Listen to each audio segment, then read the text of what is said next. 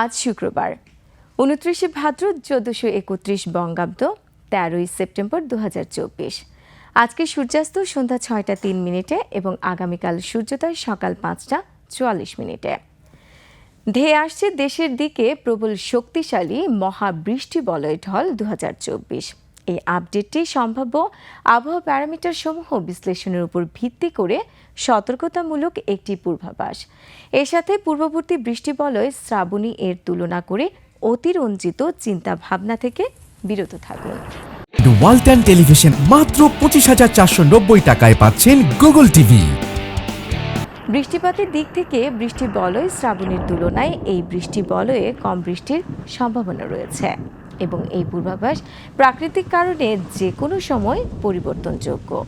অবশ্যই যে কোনো গুরুত্বপূর্ণ সিদ্ধান্তে বাংলাদেশ আবহাওয়া অধিদপ্তর এর তথ্য অনুসরণ করুন। মহাবৃষ্টি বলয় ঢল পূর্ণাঙ্গ বৃষ্টি বলয়, মানে এই বৃষ্টি বলয়ে সারা দেশে বৃষ্টি হতে পারে। সময়কাল সম্ভাব্য ১১ সেপ্টেম্বর থেকে শুরু হয়েছে ১৬ সেপ্টেম্বর ২০২৪ পর্যন্ত থাকার সম্ভাবনা আছে। এটি একটি পূর্ণাঙ্গ বেশ শক্তিসম্পন্ন বৃষ্টি বলয়।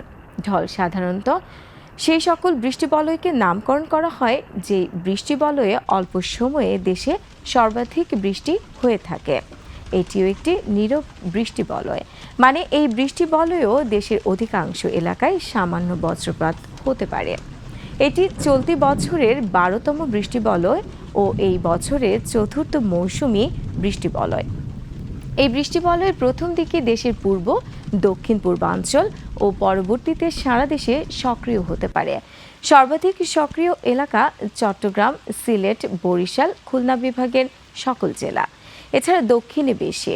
অধিক সক্রিয় এলাকা ময়মনসিংহ, ঢাকা বিভাগের অধিকাংশ এলাকা। মাঝারি সক্রিয় রাজশাহী ও রংপুর বিভাগের সকল জেলা।